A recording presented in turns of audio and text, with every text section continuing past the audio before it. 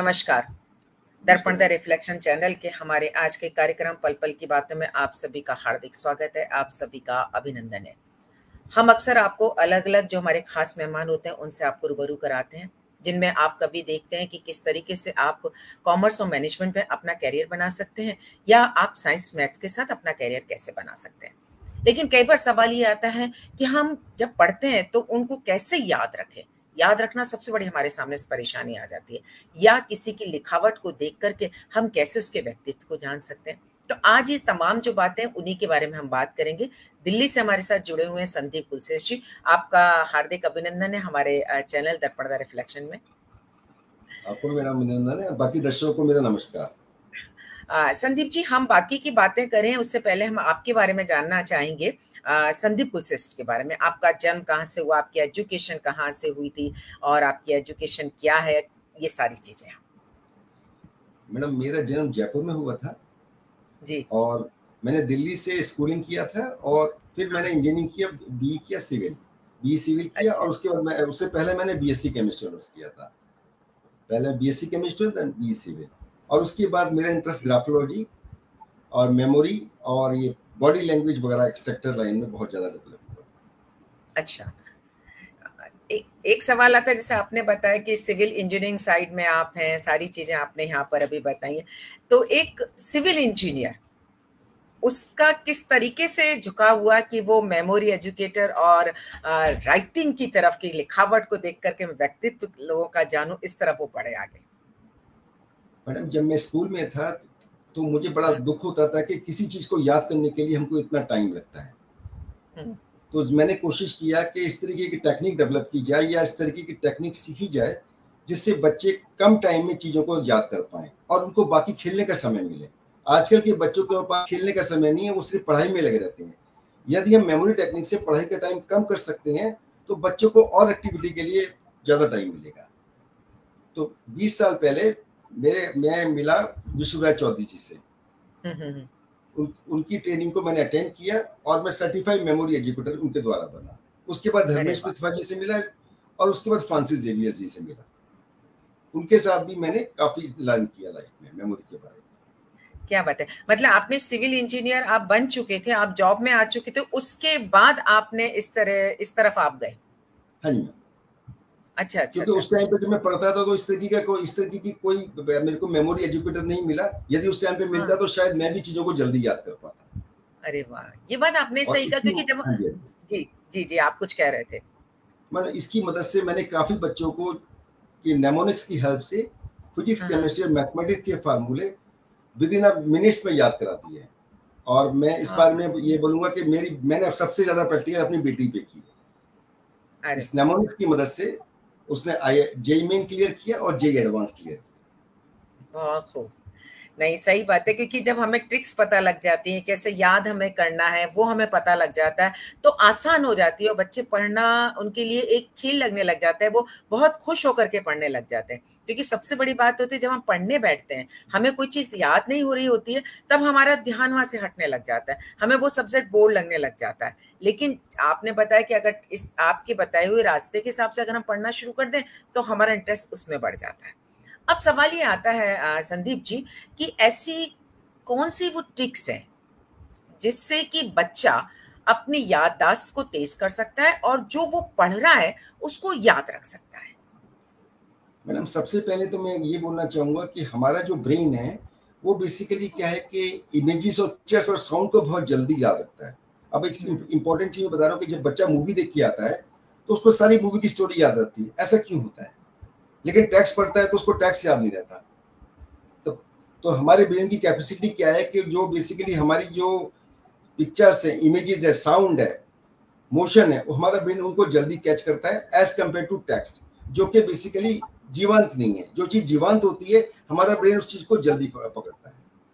तो memory technique में हम क्या करते हैं, चीजों को पिक्चर में, साउंड में, कलर में, इमोशन में कन्वर्ट कर देते हैं।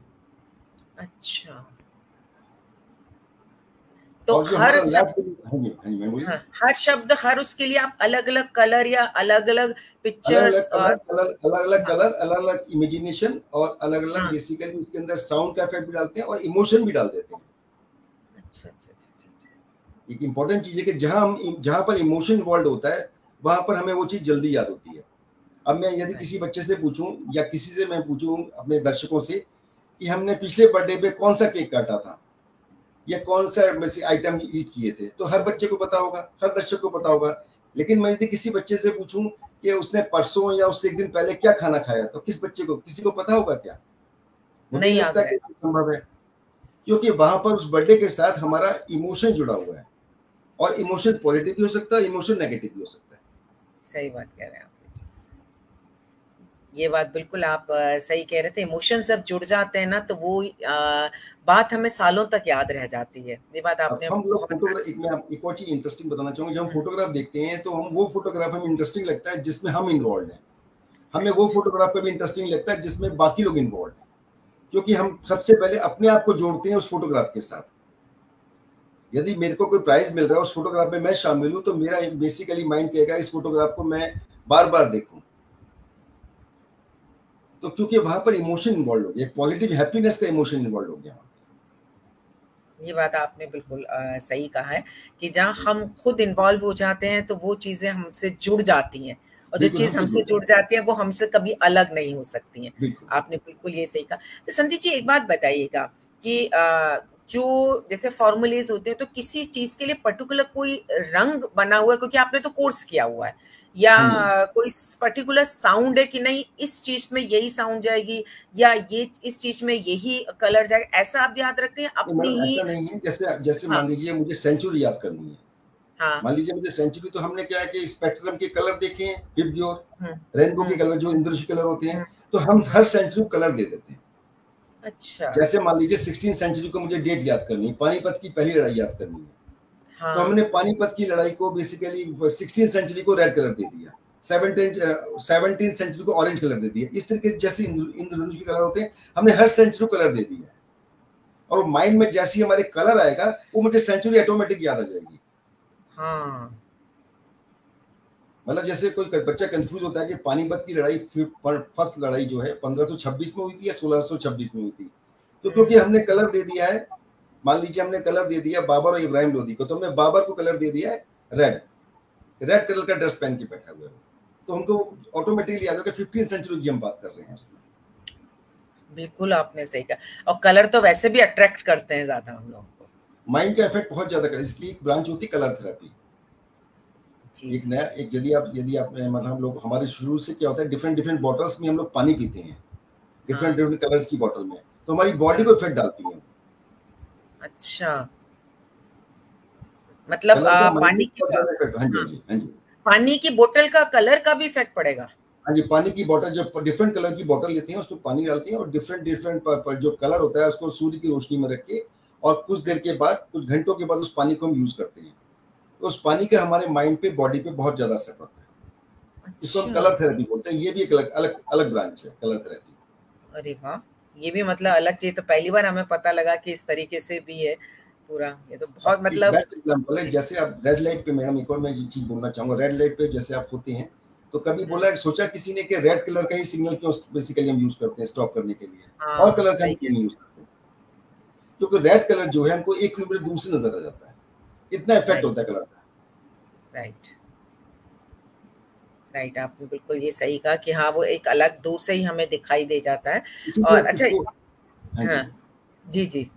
हाँ बोलिए मैडम, बताइए। हाँ जी, आप नहीं, कुछ बिल्कुल पूछिए। आपने जैसे कि ये जो कलर आप देते हैं या अपने कल्पना से जो आप बात करते हैं, ये आप खुद डिसाइड कर सकते हैं। ऐसा तो नहीं कोई सिलेबस है उसके हिसाब से आप कर रहे हैं? नहीं क्योंकि नहीं जैसे मैडम, हम आपने मेमोरी का हाँ कोर्स जी, किया हुआ है। हाँ जी, हम खुद डिसाइड कर सकते हैं। और अच्छा, बेसिकली क्या है कि सबसे बड़ी बात है कि हम की हर आदमी की क्रिएटिविटी अलग अलग होती है। बिल्कुल, जो मैं बिल्कुल, कल्पना करूंगा वो आपकी कल्पना अलग होगी और मेरी कल्पना अलग हो सकती है। बिल्कुल। तो जो आपने न कलर्स दिए हैं जैसे तो वो नहीं हटा के मैं अपने हिसाब से भी कलर दे अपने सकती हूँ। हिसाब से भी आप कलर दे सकते हैं, बस ये कि आपको एक मेथड याद होना चाहिए कि मेथड्स क्या है, कौन से कलर देने और कब कहाँ पर देने कलर। तो ये मेथड क्या होता है? आपने जब बात की वो मेथड क्या है? मैम देखिए, हमारा जो ब्रेन है 2 पार्ट में डिवाइड किया गया है हुँ, मेमोरी के लिए। लेफ्ट पार्ट हमारा लॉजिकल होता है और रीजनिंग वाला होता है और मैथमेटिक्स को इम्पोर्टेंस देता है, और राइट हुँ, पार्ट हमारा क्रिएटिव होता है। हुँ, जो हुँ। वर्ल्ड के जितने इन्वेंशन हुए हैं वो राइट ब्रेन के पार्ट के कारण, डेवलपमेंट के कारण, जो नए आविष्कार हुए हैं। देखिए हम लोग क्या करते हैं कि एक मोनोटोनस काम करते हैं, लकीर का फकीर वाला काम करते हैं, जो मुझे ऑफिस में काम दे दिया गया मैंने वो काम किया। क्या मैंने लीक से अलग हट के सोचा कुछ? सही तो जो बात है। लीक से अलग हट के सोचते हैं वो राइट ब्रेन ओरिएंटेड लोग होते हैं। मतलब हमारा ब्रेन यदि राइट ब्रेन को हम स्ट्रॉन्ग कर लेते हैं तो हमारी मेमोरी पावर भी अच्छी हो जाती है। राइट ब्रेन इमेजिनेशन को बताता है। बिल्कुल बिल्कुल। तो उस हिसाब से आप ये इस तरीके से डिसाइड करते हैं आप इस चीज को लेकर के। हाँ जी मैम। मैंने आपको एक बताया बात कि हाँ जी हाँ मैम बोलिए। जी संदीप हाँ, जी, आप क्या कह आप कुछ कह रहे थे? मैंने आपको बताया कि एक एब्रीविएशन है पिक्स, पिक्चर, हाँ imagination, colour and sound. Sound, इन चारों चीजों का हमारे माइंड पे बहुत ज्यादा असर पड़ता है। बिल्कुल बिल्कुल, आपने ये सही कहा। मैं यहाँ पर हमारे दर्शक जुड़े हुए हैं, ममता महक, माधवी शर्मा जी, शालिनी कुलश्रेष्ठ जी, डॉक्टर अतुल चतुर्वेदी जी, आप सभी का हम स्वागत और अभिनंदन करते हैं हमारे कार्यक्रम में। अब एक बात आती है हमारे दिमाग में कि जनरली बच्चे, जैसे कि मैं कोटा से हूँ, शिक्षा नगरी से, यहाँ पर अगर हम बात करें तो डॉक्टर्स और इंजीनियर बनने के लिए बच्चे आते हैं, आईआईटी की तैयारी करने या नीट की प्रिपरेशन के लिए आते हैं। इसमें अगर हम बात करते हैं जनरली फॉर्मूलेस होते हैं, फार्मूला होता हाँ है, जी, उसको हमें याद करना होता है। हाँ तो जी मैम। इनको कैसे याद कर सकते हैं? इनके लिए क्या ट्रिक है? क्या ये भी कलर से याद करेंगे हम, कलर नहीं आप मैडम, दे देंगे या देखिए कैसे? हर जगह कलर का यूज नहीं करते। हम हर हाँ, फार्मूले की पिक्चर ब्रेन में बना देते हैं। जैसे फॉर कैसे? एग्जांपल मैं आपको एक एग्जांपल देता हूँ। जैसे मान लीजिए मुझे मैग्नीशियम का एटॉमिक नंबर, मैं केमिस्ट्री के बच्चों के लिए बता रहा हूँ, मैग्नीशियम का एटॉमिक नंबर 12 होता है, ठीक है? हुँ, तो मैं हुँ, मैग्नीशियम पे हमारे ब्रेन में कोई पिक्चर नहीं बनता, क्योंकि ऐसा हाँ, वर्ड है कि जो नया वर्ड है मेरे लिए। तो हाँ, मैग्नीशियम को मैंने मैगी वर्ड से जो जोड़ दिया। अच्छा, और यदि मुझे 12 नंबर याद करना है तो मान के चलिए कि दीवार है और जो 2 नंबर है, मान लीजिए आपने 2 नंबर याद करना है एक दीवार पे। अब यदि आप सोचें तो जो हंस की शेप कैसी होती है जब वो पानी में चलता है? दो नंबर जैसी होती है। बिल्कुल, तो हंस बेसिकली मैगी दीवार पे लटकी हुई है और हंस मैगी खाने आ हंस बेसिकली दीवार पे मैगी खाने आ रहा है। तो मैग्नीशियम का आपको 12 नंबर याद हो जाएगा टोटल। क्या बात है! क्या बहुत सुंदर, ये तो बहुत ईज़ी और आसान हो जाएगा बच्चों के लिए। अब ये केमिस्ट्री के जो पीरियोडिक टेबल है, सबसे ज्यादा मुश्किल लोग बच्चों को केमिस्ट्री की पीरियोडिक टेबल में एटॉमिक नंबर और एटॉमिक वेट्स को याद रखनी होती है। तो हाँ, इसकी मदद से हम बहुत जल्दी याद कर सकते हैं। बिल्कुल, सिमिलरली आपको मैथमेटिक्स के फार्मूला रखने हैं। मान लीजिए हाँ, फॉर एग्जांपल मान लीजिए कि आपको एक सिंपल सा फार्मूला है, F is equal to M है, फिजिक्स का मैं बता रहा हूँ, न्यूटन का सेकंड लॉ है ये, ठीक है? हुँ, हुँ, अब force is equal to M है, ठीक है? अब बेसिकली क्या है कि एफ के लिए हमने कुछ एनिमल का नाम सोच लिया और इक्वलिटी के लिए हमने डबल डेकर बस सोच लिया।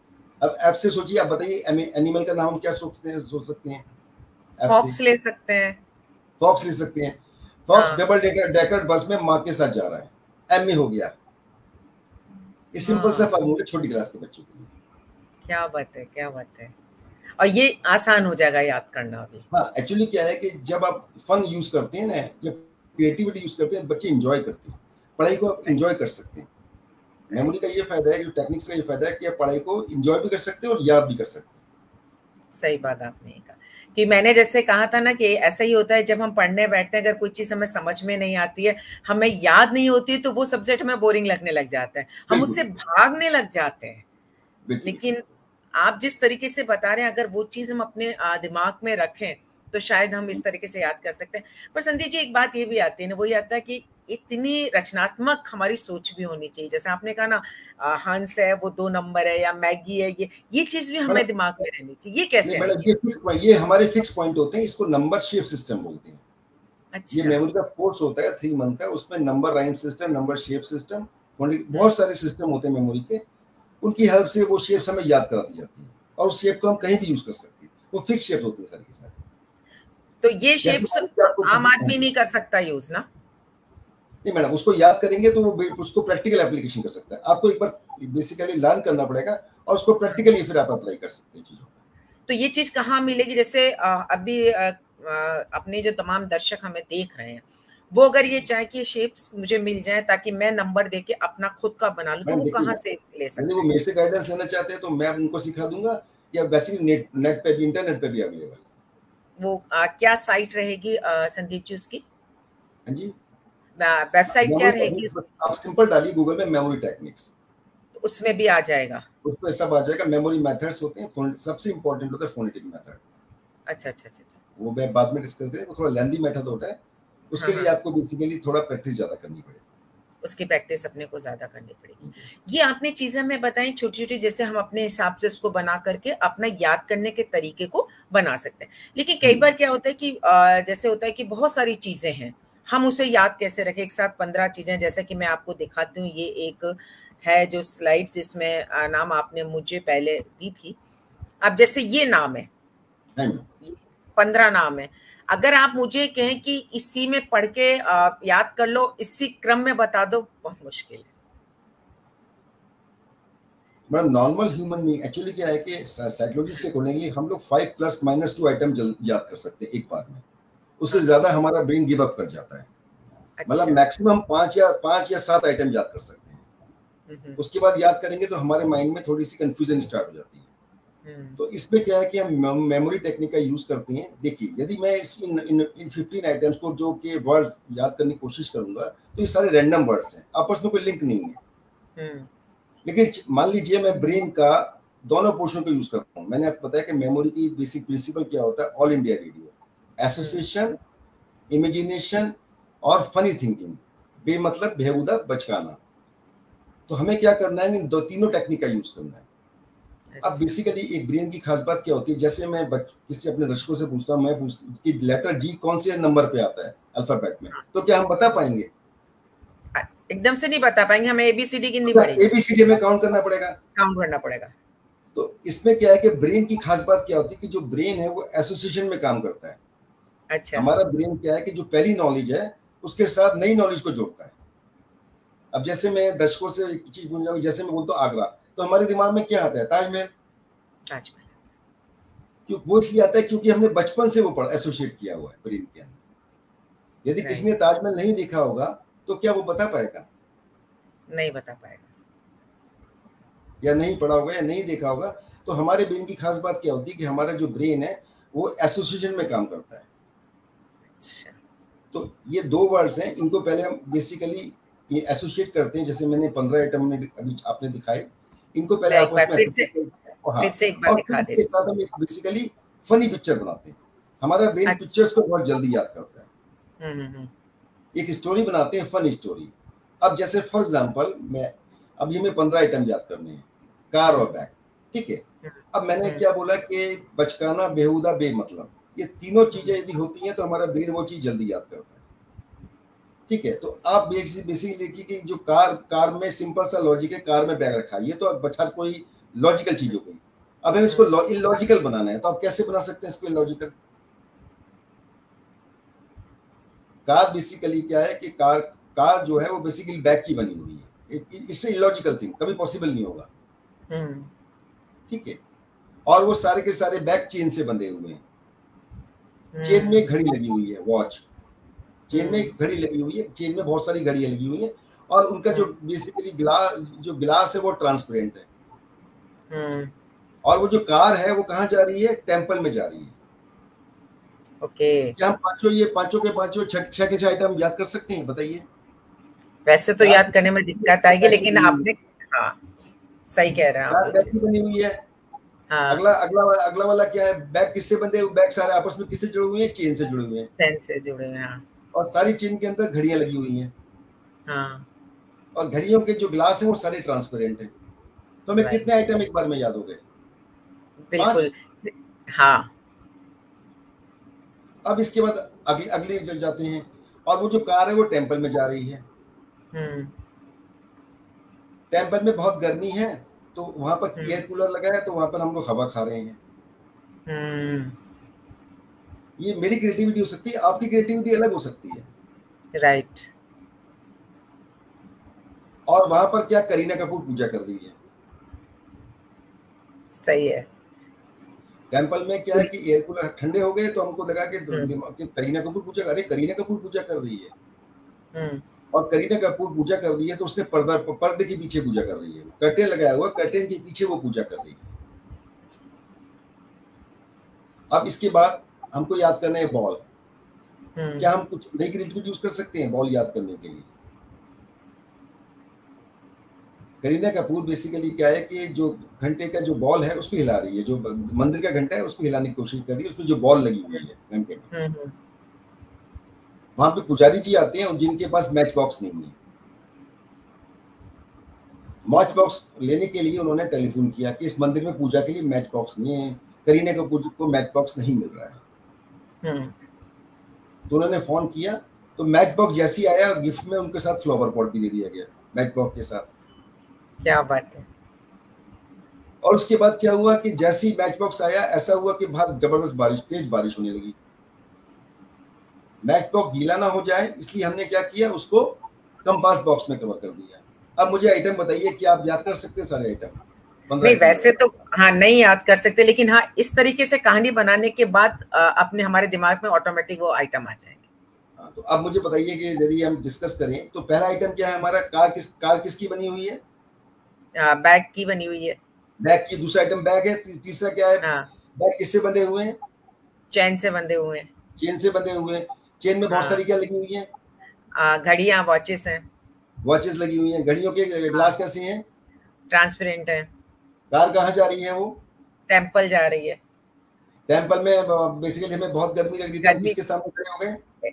एयर कूलर थे। वहां पर कौन पूजा कर रहा था? करीना कपूर। करीना कपूर किसकी, कहाँ छुप के पूजा कहाँ कर रही थी? किसके? कर्टन के पीछे। कर्टन के पीछे कर रही थी। और क्या कर रही थी वो? मंदिर का बॉल मिला रही थी, या कुछ और भी आप ऐड कर सकते हैं। बेसिकली क्या है कि या बहुत सारी बॉल रखी हुई थी, किसी बच्चे, कोई बच्चा बॉल छोड़ के चला गया, हम यहाँ पर ये भी ऐड कर सकते हैं। हम ये भी कह सकते हैं बच्चा, करीना का बेटा बॉल से खेल रहा था वहां, वो करीना पूजा कर रही थी लेकिन करीना का बेटा बॉल से खेल रहा है। करीना का बेटा बॉल से खेल रहा है। हाँ। अब इसके बाद अगला आइटम क्या है हमारा? अगला आइटम मैच बॉक्स का है। मैच बॉक्स है। वहां पर पूजा करने के लिए मैच बॉक्स नहीं है, नहीं था। तो पुजारी जी ने मैच बॉक्स टेलीफोन किया, तो टेलीफोन है नेक्स्ट हमारा। टेलीफोन है हमारा नेक्स्ट आइटम। उसके बाद मेरा फ्लावर पॉट आ गया, उसके साथ गिफ्ट दिया गया। गिफ्ट दिया फ्लावर पॉट को मैं गिफ्ट दिया, लेकिन जैसी फ्लावर पॉट आया बाहर बारिश होने लगी, रेन होने लगी, बारिश आ गई और फिर कंपास बॉक्स आ गया, हमने माचिस को उसमें रख दिया, उसमें छुपा के रख दी जिससे गीली ना। बिल्कुल। अब देखिए ये आपको कितनी देर में, अब यदि आप इस आइटम को याद करने की कोशिश करेंगे तो शायद आपको आधा घंटा या 15 से लेके 20 मिनट से लेके आधा घंटा लग जाएगा इन आइटम्स को। सही बात है। तो ये एक मेथड है मैडम, इसको बोलते हैं लिंक मेथड। अब देखिए इसमें एसोसिएशन जो कर रहा है, जैसे मैंने पहला आइटम दिया कार और बैग, इसमें जो एसोसिएशन वाला काम कर रहा है वो हमारा लेफ्ट पोर्शन कर रहा है। ओके। लेफ्ट ब्रेन का पोर्शन काम कर रहा है जो एसोसिएशन करता है, और जो राइट ब्रेन है वो हमारा इमेजिनेशन वाला काम कर रहा है। तो हम दोनों ब्रेन को जोड़ रहे हैं। तो इसीलिए एक मेमोरी भी एक टेक्निक है। जो आदमी जैसे फॉर एग्जांपल हम राइट हैंडेड हैं, यदि कुछ हम लेफ्ट हैंड से भी काम करेंगे, हमेशा क्या होता है बायोलॉजी में या मेडिकल साइंस में हमारे सिग्नल क्रॉस हो जाते हैं। जो राइट हैंडेड पर्सन होता है उसके जो ब्रेन होता है वो लेफ्ट पोर्शन कवर करता है, कंट्रोल करता है उसको, एंड वाइस वर्सा। जैसे आप राइट से लिखते हैं ना, तो ब्रेन का लेफ्ट पोर्शन आपको कंट्रोल करेगा। ओके। और लेफ्ट से लिखेंगे तो राइट करेगा। तो राइट करेगा। तो यदि आप दोनों को यूज करते हैं, दोनों हाथों को यूज करते हैं, जैसे कुछ स्मॉल काम के लिए, जैसे मान लीजिए राइट हैंडर है तो लेफ्ट हैंड को यूज करता है। मान लीजिए चाय का जो कप है वो लेफ्ट हैंड से उठाता है, या दरवाजे की नॉब है जो दरवाजा खोलता है लेफ्ट हैंड से, तो उसने राइट ब्रेन को भी एक्टिवेट किया, तो उसकी इमेजिनेशन पावर और अच्छी हो जाएगी, क्रिएटिविटी और अच्छी हो जाएगी।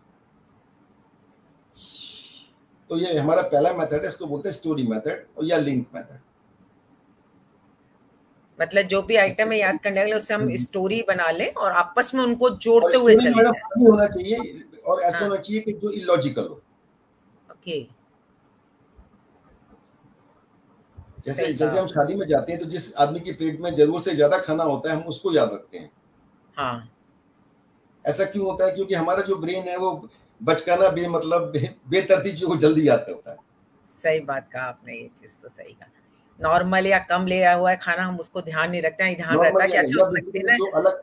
हाँ जी। हाँ। अब जैसे आप अपनी फील्ड में एक्स्ट्राऑर्डिनरी है तो लोग आपको याद रखेंगे, जो नॉर्मल आदमी है उसको याद थोड़ा मुश्किल है, क्योंकि आपके अंदर कुछ भी एक्टिविटी होगी लोग उससे आपको पहचानेंगे। राइट, ये आपने बिल्कुल सही कहा। हमारे साथ संदीप जी, बाकी काफी लोग अभी और जुड़ चुके हैं दोबारा। अंजना श्रीवास्तव जी हमारे साथ जुड़े हुई हैं, ओम नागर जी हमारे साथ जुड़े हुए हैं, ममता महक जी, नम्रता जी हमारे साथ जुड़ी हुई हैं।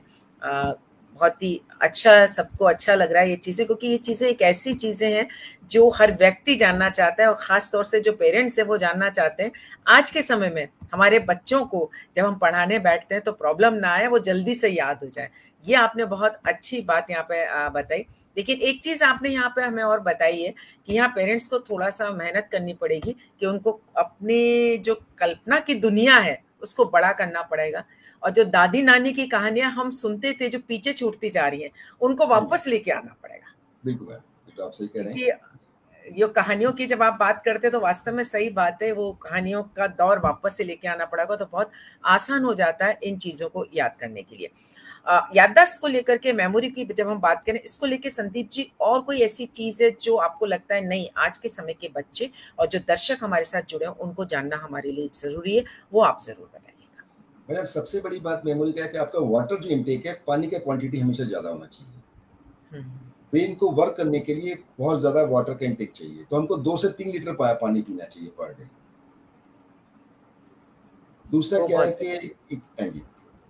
दूसरा क्या है कि बेसिकली एक सिंपल सा नेमोनिक है वाटर, तो W के लिए हम वाटर, फिर एसोसिएशन, हमारे के अंदर प्रैक्टिस होनी चाहिए एसोसिएशन की।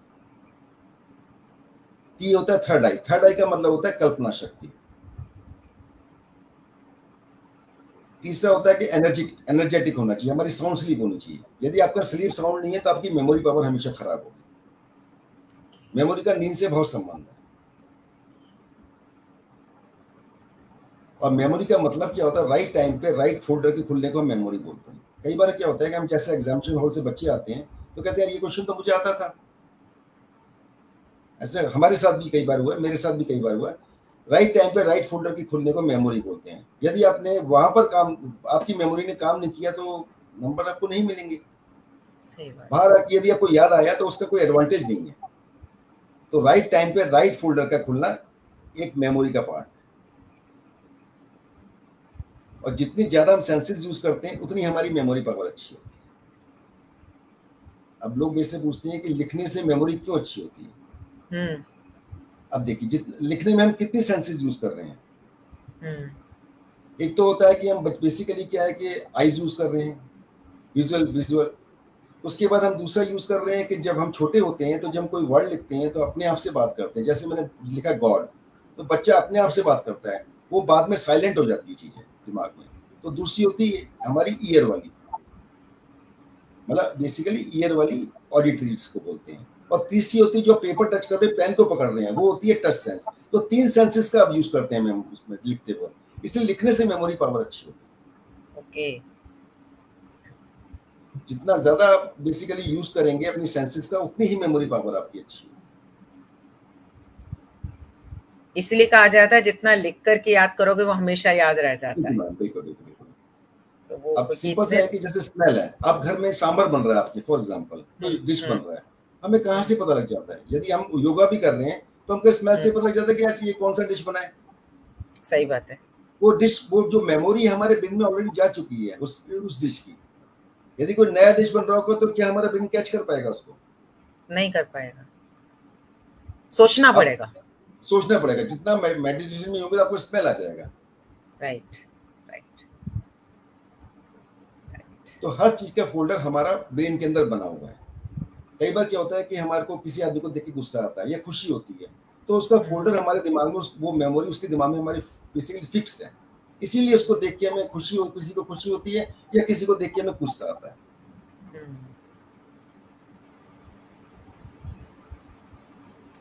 ये बात आप बिल्कुल सही कह रहे हैं कि किसी व्यक्ति की छवि ऐसी बन जाती है जिसे देख करके अपने आप चेहरे पे स्माइल आ जाती है, किसी को देख के हमें गुस्सा आ जाता है, क्योंकि हमारे ब्रेन में वो छवि बन चुकी है। वो छवि बन चुकी है, हमारी मेमोरी फोल्डर में जा चुकी है, वो जा चुकी है। बिल्कुल आप सही कह रहे हैं इस चीज का, ये बात आपने सही कहा है।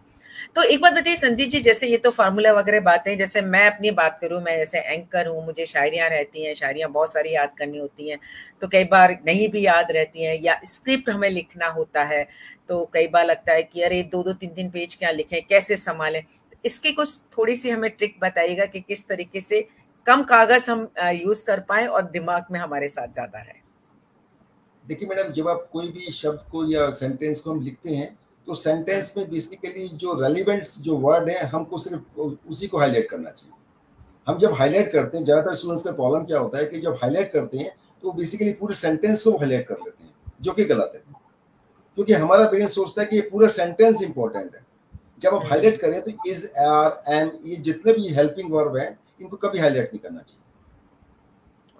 आपको सिर्फ कीवर्ड हाईलाइट करना चाहिए। और इसका बेस्ट तरीका होता है माइंड मैप। माइंड मैप क्या है मैडम कि माइंड मैप बनाते वक्त क्या होता है कि जो हमें याद करना है उसकी हम विजुअल पिक्चर बना लेते हैं एक चार्ट के ऊपर। सेंटर में मेन थीम होता है, उसके बाद क्या होता है सब थीम्स होती हैं और उसकी ब्रांचेस कर लेते हैं और डिफरेंट डिफरेंट कलर के पेन से हम उसको यूज करते हैं। यदि आप मान लीजिए कुछ भी याद करना है, मान लीजिए दिल्ली के क्या क्या, मतलब मान लीजिए राजस्थान के क्या क्या इंपॉर्टेंट सिटीज हैं आपको याद करना है और उनके पर्यटक स्थल क्या है, टूरिस्ट प्लेस क्या है, तो आप इंपॉर्टेंट लिखिए, पहले लिखिए राजस्थान और कहीं भी आप फुल ये सेंटेंस यूज नहीं करेंगे। जैसे आपको राजस्थान भी लिखना है तो RAJ लिखेंगे। उसके बाद जो भी आपसे जयपुर है, कोटा है या जैसलमेर है आप वो लिखेंगे और उसके साथ आप क्या कर देंगे, कोटा को भी आप कन्वर्ट कर देंगे ब्रेन के अंदर। जैसे आपको जैसलमेर है, अब जैसलमेर से आपको क्या दिमाग में आता है, ऐसी कोई पिक्चर आती है जो ब्रेन हमारा कैच कर पाए। जैसलमेर के लिए जैसे राजस्थान के आप तो शायद आप तो कैच कर लेंगे, लेकिन जैसलमेर एक दूसरे बच्चे के लिए एक नई चीज है, तो उसको कैसे आता है, उसको दिमाग में लेके आना पड़ेगा। जैसलमेर को हम ऐसी चीजों के में डिवाइड कर लेंगे, जैसा मोर, जैसा मोर बच्चा कैच कर लेगा, जैसा मोर जैसलमेर। हाँ। अब जैसे मुझे कोटा का याद रखना है तो जस्ट विजिट कोटा स्टोन, ज्यादातर बच्चों ने देखा वो कोटा स्टोन। यहाँ पर ज्यादातर बच्चों को ना ये स्टेशनरी और स्टेशनरी की स्पेलिंग में बहुत प्रॉब्लम होता है। मैं कभी स्टूडेंट्स को जब क्लास लेता हूँ तो ARY आएगा या ERY आएगा, तो बहुत दिक्कत होता है क्योंकि स्टेशनरी में स्पेलिंग ARY आता है जो कि इसका मतलब होता है कि रुका हुआ, स्टैंड स्टिल, स्थिर। और एक स्टेशनरी होता है जो बेसिकली आप पेपर पेन वगैरह यूज करते हैं। उसको याद करने का बेस्ट तरीका है कि जो पेन या पेपर आप यूज करते हैं, जो पेन यूज कर रहे हैं, एनवेलप यूज कर रहे हैं, तो उसमें क्या होता है कि हमेशा E आता है। पेन में एक वर्ड देखिए E आ रहा है, P pen, second letter pen का PEN है। स्टेशनरी में हमेशा ERY आता है, बस ये याद करने का। Okay, right. प्रिंसिपल और प्रिंसिपल PAL है या PL है। ये छोटे बच्चों को प्रॉब्लम बहुत ज्यादा होता है कि प्रिंसिपल लिखना है या प्रिंसिपल लिखना है। तो बेसिकली क्या है कि प्रिंसिपल माने रूल होता है, तो रूल की प्रिंसिपल इज अ रूल, तो रूल में क्या आ रहा है लास्ट में ROULE, वो प्रिंसिपल LE आ रहा है तो वो प्रिंसिपल हो गया। राइट। इस तरीके से आप इंग्लिश के वर्ड्स भी बहुत सारे याद कर सकते हैं। नहीं, और सबसे ज्यादा स्पेलिंग्स में तो बहुत ज्यादा प्रॉब्लम आती है। स्पेलिंग आप बहुत जल्दी याद कर सकते हैं और हर स्पेलिंग के अंदर कोई ना कोई हिडन साउंड और हिडन वर्ड छुपा होता है जो कि जिसके अंदर कोई ना कोई पिक्चर बनती है, वो ढूंढना जरूरी है। हाँ, वो ढूंढना जरूरी है। वो प्रैक्टिस करते करते आपको आ जाएगा, ऐसा मुश्किल काम नहीं है, वो प्रैक्टिस करते करते आपको आ जाएगा। बिल्कुल, आज का ये ज़्यादातर मैं जो अपना सेशन है, ये जो पेरेंट्स हैं उनके लिए ज़्यादा अच्छा है, क्योंकि जो बच्चों को पढ़ाने बैठते हैं तो उनको खुद को ये एक्सरसाइज अगर वो कर लेंगे तो बच्चों को आसानी से वो पढ़ा पाएंगे। ये चीज़ बहुत अच्छे से आपने मेमोरी को लेकर के हमें यहाँ पर बताया है। ये चीज़ें सिर्फ हमें अपनी कल्पना शक्ति को थोड़ा सा बढ़ाना ज़रूरी है। अपनी कल्पना शक्ति को हम बढ़ा लेंगे और शब्दों को समझ लेंगे, कैसे हम याद कर सकते हैं वो खुद हम डिसाइड कर लेंगे तो शायद और आसान हो जाएगा हमें याद रखना। जैसे जैसलमेर का आपने हमें बहुत अच्छे से बताया कि हम खुद शब्दों को बना करके देख लें। ये आपने बहुत अच्छी चीज यहाँ पर बताई। संदीप जी, वैसे तो आपने बहुत क्षेत्र में आपको ऐड करना चाहूंगा चीज को, जैसे लोकेशन है, आजकल के बच्चों की प्रॉब्लम क्या है कि वो बेड पे या बेसिकली टीवी देखते कर पढ़ते हैं, तो लोकेशन मेमोरी के लिए बहुत इंपॉर्टेंट होती है। यदि आपने लोकेशन पढ़ने की अपनी फिक्स की हुई है तो आपकी मेमोरी पावर अच्छी होती है, क्योंकि हमारा माइंड ये कहता है कि मुझे यहाँ पर आके पढ़ना है। अब जैसे ही बेड पे जाएंगे तो बेसिकली आपका माइंड कहेगा यार ये तो सोने वाली जगह है, तो एक ओरिएंटेशन या लोकेशन भी इंपॉर्टेंट है यदि आपको अपनी मेमोरी पावर स्ट्रॉन्ग करनी है। और दूसरा आपकी साउंड स्लीप होना चाहिए। सही, ये बात आपने बिल्कुल सही कहा है, क्योंकि जो चीजें जिस चीज के लिए बनाई गई, जैसे डाइनिंग टेबल है वहां बैठ के आप खाना खाइए, वहां आपको खाना खाना है, और बेड है आपका सोने के लिए, तो जैसे ही आप जाएंगे तो दिमाग में पहली चीज यही आएगी कि ये तो सोने की जगह है, और वो कहीं ना कहीं आपका ध्यान भटकेगा। बिल्कुल आपने ये बात सही यहाँ पर कहा है संदीप जी। संदीप जी, वैसे तो हम अगर आपकी बात करें, जब मैं बात देखती हूँ आपका पूरा परिचय जब हम देखते हैं तो उसमें बहुत सारी चीजें हैं। आप अच्छा, आप बॉडी लैंग्वेज की भी आप बात करते हैं, पामिस्ट्री की भी आपको ज्ञान है। इसके साथ ही आप जो हम देखते हैं ना कि लिखावट जो होती है, हैंडराइटिंग जो होती है, वो किसी व्यक्ति के व्यक्तित्व का आईना होती है। आप उसके व्यक्ति को जान सकते हैं, उसके सिग्नेचर से आप उसको पहचान सकते हैं। आज हम अभी सबसे पहले भी आप बात करना चाहेंगे कि किसी भी व्यक्ति की अगर सिग्नेचर है हमारे पास, तो हम उसके व्यक्तित्व को कैसे जान सकते हैं? आपने मुझे कुछ भेजा था, आप कहें तो वो शेयर मैं करना चाहूँ? मैडम उससे पहले मैं बोलूँगा सिग्नेचर और हैंडराइटिंग में 2 डिफरेंट पार्ट एस्पेक्ट हैं। पहली बात मैं आपको क्लियर कर दूँ कि हर आदमी की पर्सनैलिटी 3 तरह की होती है। पहला क्या है जो प्रोजेक्ट करता है, पहला क्या है कि वो उसकी बेसिकली लोग पहला क्या है कि वो क्या प्रोजेक्ट करता है। दूसरी पर्सनैलिटी का पार्ट क्या होता है कि लोग उसके बारे में क्या सोचते हैं। और थर्ड पर्सनैलिटी क्या होता है, वो एक्चुअल में क्या है। हर आदमी को पता है कि मैं एक्चुअल में ये हूँ। तो जो सिग्नेचर जो होते हैं वो आपकी पर्सनैलिटी को जो प्रोजेक्ट कर रहे हैं सोसाइटी में, वो शो करते हैं। और सिग्नेचर क्या है, आपकी पब्लिक इमेज होती है। और जो हैंडराइटिंग जो होती है वो आपकी प्राइवेट इमेज होती है। राइट। शायद मैं दर्शकों को क्लियर कर पाया कि जो सिग्नेचर है वो सिर्फ आपकी प्राइवेट इमेज है जो आप प्रोजेक्ट कर रहे हैं। एक्चुअल में आप क्या है वो आपकी हैंडराइटिंग से पता लगता है हमको। Right, right. इसलिए कहते हैं ना कि आपकी हैंडराइटिंग कोई कॉपी नहीं कर सकता है।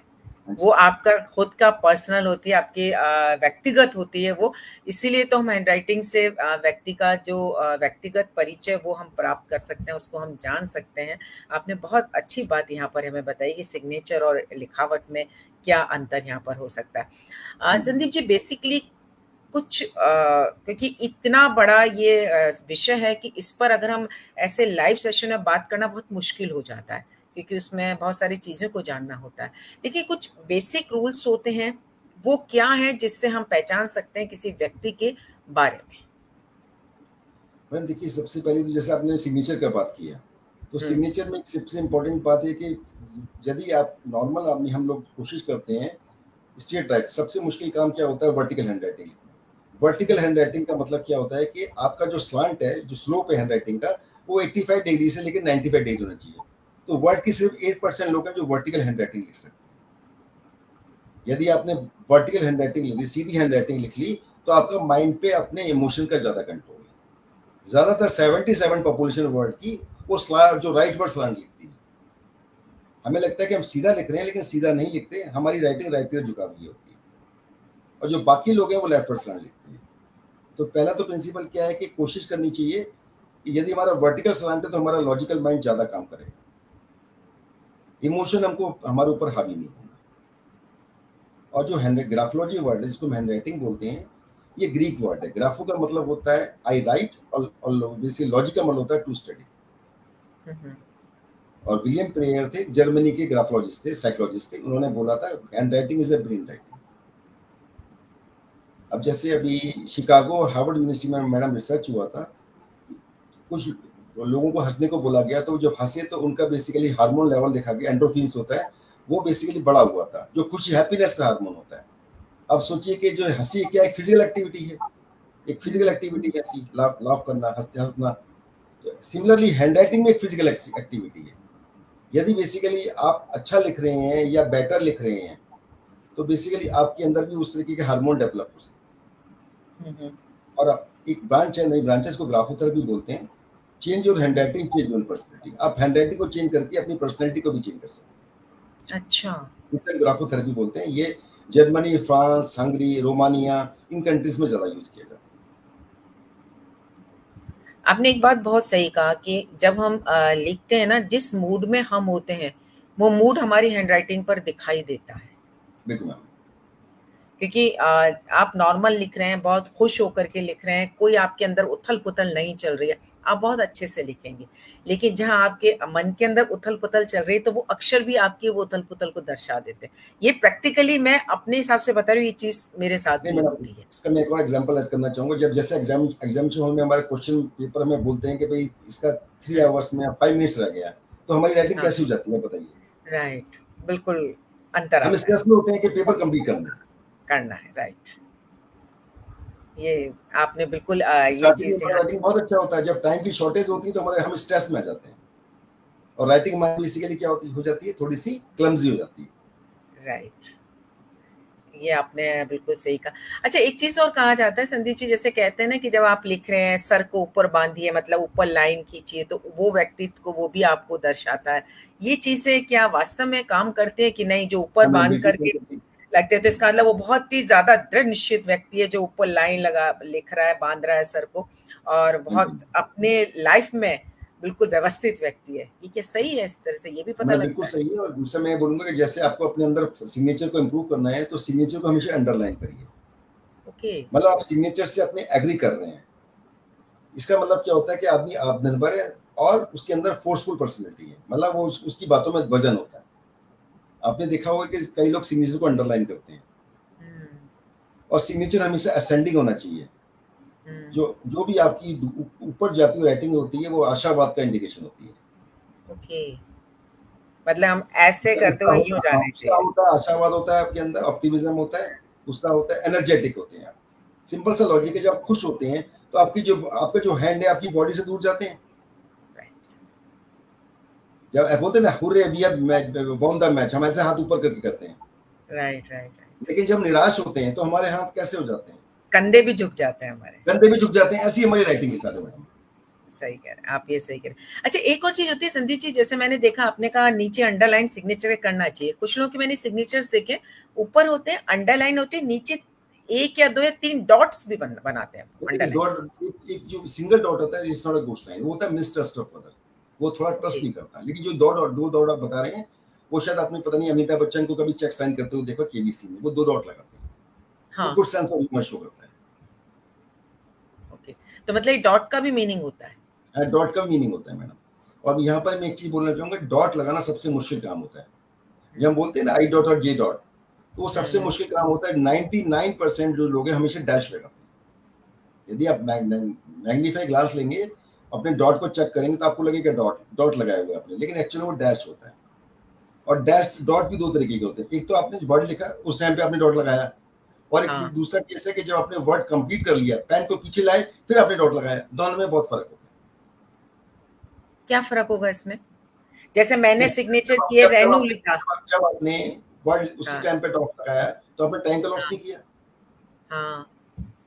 जब आप बैक लेके गए, तो आपने 1/25 सेकंड का लॉस किया। अब सोचिए, यदि आपकी राइटिंग में बहुत सारे आई डॉट और जे डॉट हैं, तो क्या होगा? राइट।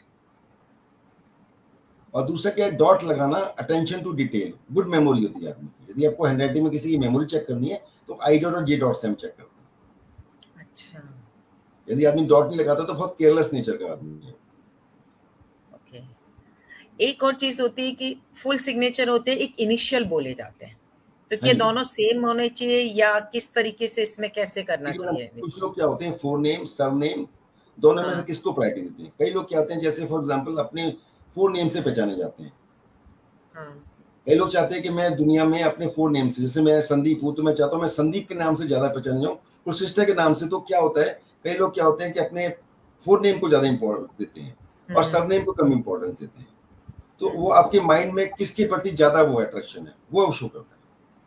जैसे आपने मुझे बोला कि इनिशियल करते हैं, अब कई लोग ऐसे हाँ। सिग्नेचर करते हैं जिनके सिग्नेचर को हम पकड़ नहीं सकते, क्या लिखा है। राइट। हाँ। वो बहुत कंसीलिंग नेचर के आदमी होते हैं, वो दुनिया के साथ कम्युनिकेट नहीं करना चाहते। ओके। राइटिंग का मेन पर्पज है कम्युनिकेशन। हाँ। यदि आपने सिग्नेचर ऐसे बनाए हैं, तो उसका मतलब है। और दूसरा क्या है कि आप बेसिकली बहुत सस्पिशियस किस्म के आदमी हैं। हाँ, कई और लोग सिग्नेचर करते हैं घुमा करके, बहुत ज्यादा करते हैं कि घुमा के घुमा करते हैं, तो वो बहुत प्रोटेक्टिव और शील्डिंग नेचर के आदमी होते हैं। जैसे आपने सिग्नेचर घुमा के पीछे ले गए, तो वो प्रोटेक्टिव और शील्डिंग नेचर के, मतलब अपने प्रोटेक्शन शेल में रहते हैं, एक दीवार में रहते हैं, उससे बाहर निकलने की कोशिश नहीं करते। ये खास बात है कि जो लोग पीछे घुमा के लेके आते हैं, और और एक कितना स्ट्रेट प्रेशर फॉरवर्ड डालते करते हैं, हैं। हाँ, जैसे और हम कितना लोग पूरा प्रेशर डालते हैं। लिखा, हाँ पूरा जी, नाम लिखते कितना हैं रेणु हाँ जी, श्रीवास्तव। हाँ जी, हाँ जी। तो आप ये देखिए कि आपका प्रेशर किस पे ज्यादा होता है। प्रेशर भी बहुत इंपॉर्टेंट है। जैसे ऑफिस राइट। में 3 आदमी को प्रमोशन देना है, तो हाँ। बॉस का प्रेशर किस, अब आजकल तो मान लीजिए नॉर्मली के टाइपिंग वाला मैटर होता है। लेकिन मान लीजिए आपको बेसिकली क्या है कि जब हम ग्रामर चेक करते हैं, तो हर आदमी का जो बेसिकली लेटर लिखने का स्टाइल अलग होता है। जैसे आप टाइप करते हैं, तो कोई लोग 4 पैराग्राफ में लिखते हैं कोई लेटर को, कोई लोग 2 पैराग्राफ में लिखते हैं, कई एंड यूज करते हैं, कई लोग वैसे एम्परसेंड यूज करते हैं जो कंप्यूटर में यूज करते हैं। तो आप ग्रामर से भी चेक कर सकते हैं कि उस आदमी का नेचर कैसा है। जैसे आप एक लेटर लिख रहे हैं, 4 पैराग्राफ कर रहे हैं, 3 पैराग्राफ कर रहे हैं, वो हर पर्सन टू पर्सन फिक्स रहता है। ओके। कई लोग ऐसे कहते हैं कि आज के ज़माने में राइटिंग तो बहुत कम लोग लिखते हैं, तो कैसे चेक करें? हम लेटर से भी बहुत सारी हेल्प गाइडेंस ले सकते हैं। टाइप लेटर से भी? टाइप लेटर की मैं बात कर रहा हूँ। ओके, उनके पैराग्राफ्स हम लोग देख लें। हाँ जी, कैसे पैराग्राफ आते हैं, कितना मार्जिन रखते हैं आप? अच्छा, दो पैराग्राफ के बीच का मार्जिन भी आपके व्यक्तित्व को दिखाएगा? हाँ, व्यक्ति को दर्शाता है। देखिए क्या होता है मैडम, वर्ड स्पेसिंग जो होती है, लेटर स्पेसिंग, वो आप बिना विचार के लिखते हैं, लेकिन जो लाइन स्पेसिंग होती है विचार के लिखी जाती है, विचार करके लिखी जाती है। हाँ, वो हम चेक करते हैं, ये सही लग रही है। जो लेटर के बीच में स्पेसिंग है, जैसे मैंने मान लीजिए लिखा गॉड लिखा, जी और ओ के बीच में यदि स्पेसिंग है, वो बगैर विचार की होती है।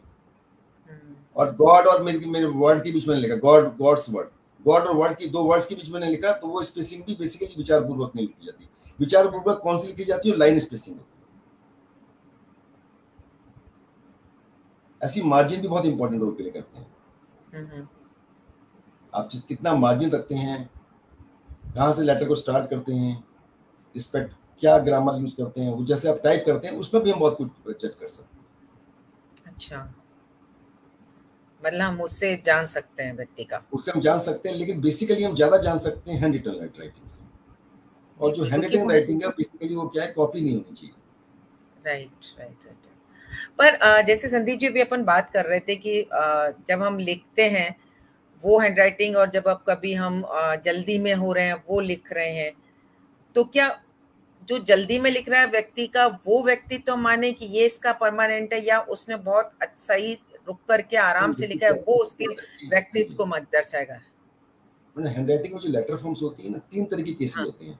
एक होता है कि कोई लेटर बेसिकली क्या है कि ओकेजनली रिपीट हो रहा है। जैसे मान लीजिए हैंडराइटिंग में जैसे लेटर, क्लोज लेटर क्या होते हैं, क्यू होता है, ओ होता है, जी होता है और ए होता है। ये क्लोज लेटर होते हैं इंग्लिश की हैंडराइटिंग में। क्यूड होगा, इसका नेमोनिक क्यूड होगा, डी भी होता है। अब ऊपर से यदि आदमी लिख रहा है, मान लीजिए गैप छोड़ रहा है, मान लीजिए ओ के अंदर ऊपर से गैप छोड़ रहा है, तो ऐसे हैंडराइटिंग एनालिसिस में, ग्राफोलॉजी में उसको डिसोनेंस आदमी मानते हैं। तो मान लीजिए आपने 100 स्ट्रोक चेक की, 100 लेटर चेक, मिनिमम एनालिसिस करने के लिए हमको कम से कम 100 लेटर फॉर्म चेक करने होते हैं। एक से हमारा जजमेंट नहीं होता कभी। तो ऑफनली रिपीट होता है तो वो बेसिकली उसकी हैबिट होती है। यदि ओकेजनली कभी कभार होता है तो उसकी टेंडेंसी होती है। लेटर फॉर्म, यदि लेटर फॉर्म वो कभी कभार रिपीट हो रहा है, वो पूरा डिसऑनेस्ट नहीं, कभी कभार डिसऑनेस्ट हो जाता है। और बेसिकली हमेशा रिपीट हो रहा है, यदि आपने 100 में मेजर किया और 95 या 90 उसके ऊपर से ओ या क्लोज लेटर ओपन है, तो इसका मतलब क्या है कि उसका पार्ट ऑफ द करेक्टर बन गया है। तो मतलब क्या है, पहले हम देखते हैं कि ओकेजनली रिपीटिशन लेटर का ऑफनली है या टेंडेंसी है उसके करेक्टर की पूरी, मतलब उसका हिस्सा बन गया उसके व्यक्तित्व का, वो हम चेक करते हैं उससे पता लग जाता है। ये सब चीज डिस्कस नहीं करते। हाँ, क्योंकि वैसे भी ये रहता है ना कि संदीप जी, चाहे आप कितनी जल्दी में लिख रहे हो, कुछ भी लिख रहे हो, लेकिन शब्दों की जो बनावट होती है वो तो कहीं ना कहीं अपना असर छोड़ती है। वो जैसे कैपिटल लेटर और स्मॉल लेटर का जो रेशियो होता है ना मैडम, वो हमेशा सेम रहता है। क्या आप जल्दी में भी लिखेंगे ना, जैसे आपने लिखा, मान लीजिए अपना नाम लिखा, तो जो आपका आर और ई का रेशियो होगा वो हमेशा कांस्टेंट रहेगा। आप मेजर करेंगे ना, 10 मेजर करेंगे तो आपको रेशियो हमेशा सेम मिलेगा। वो हमारा माइंड में बेसिक फिक्स है। और एक सेइंग है कि कॉन्शियस राइट, हमारा जो चेतन मन है वो लिखता है, अवचेतन मन में गाइड करता है। राइट। बिल्कुल, तो कहीं ना कहीं वो जो चेतन मन से आ रही है। बिल्कुल। मतलब हम कह सकते हैं ना कि चाहे कितना भी हम जल्दी में कुछ भी लिखें, लेकिन जो शब्द हम लिखते हैं वो शब्द हमारे व्यक्तित्व का आईना ही होते हैं। बिल्कुल मैम। वो कहीं भी नहीं हमें कहते हैं ना, इधर से उधर नहीं जा सकते, वो हमारे व्यक्तित्व को दर्शाते ही है वो हमें। और दूसरे मैडम क्या है, जैसे हम किसी की कॉपी करते हैं तो किसी की स्पीड को या उसकी वेलोसिटी को या एक्सेलरेशन को कॉपी नहीं कर सकते, या उसके प्रेशर कॉपी नहीं कर सकते। जो लोग भी मतलब कॉपी करने की कोशिश करते हैं, मैं आपकी प्रेशर को कॉपी नहीं कर सकता, आपकी स्पीड को कॉपी नहीं कर सकता। मैं कॉपी करूंगा तो बहुत स्लो मोशन में कॉपी करूंगा। तो लोग सोचते हैं कि जैसे मैं कॉपी करके राइटिंग की नकल कर रहा हूँ, तो वो बेसिकली वो भ्रम में जीते हैं। सही कहा आपने, ये चीज तो बिल्कुल, ये बात बिल्कुल सही कहा है आपने। मैं वो चीज़ जो आपने मुझे भेजी थी संदीप जी, मैं एक बार अपने दर्शकों को से भी साथ शेयर करना चाहूँगी। जो आपने हमें प्रेजेंटेशन भेजा था, ये सारा हैंडराइटिंग एनालिसिस जो हमें भेजा था, ये ए और बी का आपने हमें बताया था, ये लाइनिंग का मतलब क्या होता है इसमें? हाँ जी मैम। ये जैसे लाइनिंग का आपने बता रखा है हमें। हाँ जी, हाँ जी। अब ए और लाइनिंग बी। जो होता है आपका टेम्पर बताता है। ओके। जो हैंडराइटिंग में जो लाइन होती है बेसिकली क्या है कि हाँ। नॉर्मली क्या है कि हमेशा जो हैंडराइटिंग एनालिसिस की जाती है वो अनरूल्ड पेपर पे की जाती है। हम लाइनिंग पेपर पे कोई चीज लिखवा के हैंडराइटिंग एनालिसिस नहीं करते, क्योंकि राइटिंग क्या है, यदि आप लाइन पेपर पे लिखेंगे तो आपका जो नेचुरल टेंडेंसी है ऊपर जाने का, नीचे जाने का, लेटर्स का या सेंटेंस का, वो हम नहीं कैच कर सकते। तो पहली बात तो राइटिंग में क्या होता है कि ऑनलाइन पेपर पर राइटिंग लिखी जाती है किसी की जब भी एनालिसिस करते हैं। अब जैसे आपने लिखा क्विज मूड हियर, ए और बी, अब आप मुझे बताइए कि जब अनइवन लाइनिंग आ रही है तो इसका मतलब क्या है? कौन सा मूड मतलब हियर अगर होगा? मगर उसका स्थिर नहीं है वो व्यक्ति। बिल्कुल स्थिर नहीं है, बिल्कुल। तो ए हो हाँ। गया। हाँ। अब देखिए एक्सट्रोवर्ट का मतलब होता है भारी मुखी, एक्सट्रोवर्ट मतलब, ठीक है। हम्म। अब एक बच्चे को, जैसे हमें बच्चे को चेक करना है, अपने छोटे बच्चों को चेक करना है कि वो एक्सट्रोवर्ट है इंट्रोवर्ट है, उसको पेपर दीजिए और उसको बोलिए सर्किल ड्रॉ करे वो, या कोई भी फिगर ड्रॉ करे। यदि पेपर के बिल्कुल सेंटर में वो छोटा सा सर्किल ड्रॉ करता है तो वो बच्चा इंट्रोवर्ट है। मतलब वो एनवायरमेंट है, पेपर जो है आपका एनवायरमेंट है, राइटिंग आपकी एक्टिविटी है, पेन आपका इनिशिएटिव है, आप बेसिक कितनी पहल कर रहे हैं। और जो लिखना है बेसिकली आपका परसीवियरेंस दृढ़ता है, मतलब लगातार लिखने का मतलब दृढ़ है बहुत ज्यादा। तो आप मुझे इसमें देखिए कौन सा आपको लगता है कि एक्सट्रोवर्ट है। उसने पेपर का मैक्सिमम यूज कर लिया, वो सोचता है कि मैं सब जगह छाया रहूं। तो इसका आंसर है बी। बी है, बिल्कुल है। और ये अब मिडिल ऑफ एवरीथिंग, अब इसमें हाँ। थर्ड वाला question, who lags in the middle of everything, हर चीज में हाँ, घुसना चाहते हैं, वो कौन सा है? इसका मतलब सिंपल आंसर लॉजिक से हम बता सकते हैं। बिल्कुल बी है। आंसर बी है, बिल्कुल। बिल्कुल बी है इसमें। जी। ये अब देखिए फीलिंग में ओवर। अब देखिए जब आप नॉर्मली राइटिंग लिखते हैं तो जितना ज्यादा एंगुलरिटी आपकी राइटिंग, एंगल्स होते हैं, एंगल का मतलब क्या होता है, आपको पेन को बार बार डायरेक्शन को चेंज करना है। अच्छा। जो राउंडनेस होती है वो बेसिकली क्या होता है, सॉफ्टनेस होती है। जितना आप राउंडनेस बनाएंगे उतना ही आपका मसल्स पे कम जोर पड़ता है। जितना आप एंगल बनाएंगे, मान लीजिए आपने एंगल बनाया, तो एंगल का मतलब क्या हुआ, आपको बार बार डायरेक्शन चेंज करना पड़ा। पहले हाँ। पेन को आप ऊपर लेके गए, फिर नीचे लेके गए, फिर ऊपर लेके गए, हाँ। फिर नीचे लेके गए। हाँ। तो वहां पर क्या है कि आपका एग्रेशन बढ़ जाएगा, जो आपकी मसल्स पे जोर पड़ा, और मसल पे जोर पड़ा तो आपके नर्वस सिस्टम पे जोर पड़ा थोड़ा सा। अब ये मैं आपको डिस्कस कर चुका हूँ, डिप्रेस कौन सा है, जिसमें डिसेंडिंग राइटिंग है वो ज्यादा डिप्रेस्ड आदमी। बिल्कुल बिल्कुल, ये बात तो आप बिल्कुल सही कह रहे हैं। क्योंकि जब बिल्कुल ये लिखी नैरो होती माइंडेड वाला है। है, नैरो माइंडेड भी आप समझ सकते हैं। बिल्कुल जब दिखाई दे लेटर्स रहा है हमारे वो तो। पास पास होते हैं तो हम हाँ, नैरो माइंडेड होते हैं। नैरो माइंडेड होते हैं, हाँ। बिल्कुल ये फीलिंग्स वाला भी है, हु होल्ड्स द बैक अब हिज इसमें फीलिंग्स, देखिए, ये अब बिल्कुल। स्लांट केस का बैकवर्ड हो गया, ए वाले का। अब मैंने आपको हम्म, बताया जो जो ज्यादातर जो स्लांट बैकवर्ड रखते हैं वो बेसिकली लेस कम्युनिकेटिव आदमी होते हैं, वो दुनिया से बात हम्म, करना नहीं चाहते, अपनी हम्म, फीलिंग को होल्ड करके रखते हैं। हम्म, सही और है। बहुत कम लोग हैं जो बैकवर्ड स्लांट लिखते हैं, 15% पॉपुलेशन है वर्ल्ड की जो सिर्फ बैकवर्ड स्लांट लिखती है। बिल्कुल बिल्कुल बिल्कुल। तो ये बेसिकली हम इन इन चीजों से भी जान सकते हैं कि किस तरीके से, कि हाँ, लोगों के जो लिख रहे हैं ये लिखावट है एक तरह की, जिससे व्यक्तित्व की पहचान हो सकती है एक तरह और से, ये मैडम यहाँ, क्यूज टाइप। बिल्कुल। हाँ जी कुछ टाइप है मैडम, यहाँ पर मैं चीज बोलूंगा, जैसे मान लीजिए आप फॉर एग्जाम्पल कि हाँ। चेक करना चाहते हैं, मेरे को कई लोग मिलते हैं, मेरे स्टूडेंट्स हैं या मेरे फ्रेंड्स हैं, कि मान लीजिए किसी को लिखना नहीं आता, तो हम उसकी हम्म। जजमेंट कैसे करेंगे? तो उस केस में हम्म। हम उससे ड्राइंग बनवा लेते हैं, वो भी एक अच्छा पार्ट है ग्राफोलॉजी का। अच्छा अच्छा अच्छा अच्छा। तो ड्राइंग में वो अपनी पसंद से या आप कुछ बनवाते हैं आप उसमें? खुद वो उसकी खुद की चॉइस होती है, या आप उसको गाइड कर दीजिए कि सर्किल बनाना है या कुछ भी बनाना है। हाँ। यदि मान लीजिए हाँ, उसको, तो हम ड्राइंग बनवा लेते उससे भी आप पता कर लेता है। हैं, डूडलिंग करवा लेते हैं। डूडलिंग होता है कि बिगैर सोचे समझे हम लोग पेपर के ऊपर कुछ ना कुछ, ऑफिस में आपने देखा होगा कि हम डूडलिंग करते रहते हैं, मतलब उल्टा सीधे फिगर बना दें जिसमें हमारा कुछ दिमाग नहीं लाते हैं, उसको डूडलिंग बोलते हैं, उसका भी मीनिंग होता है। अच्छा, उससे भी आप पहचान लेते हैं? उससे भी हम पहचान लेते हैं। मान लीजिए किसी को घर की चाहत है, तो हमेशा देखिए कि वो पेपर के ऊपर कहीं ना कहीं वो शेप, घर जैसी शेप बनाता रहेगा खाली बैठा बैठा।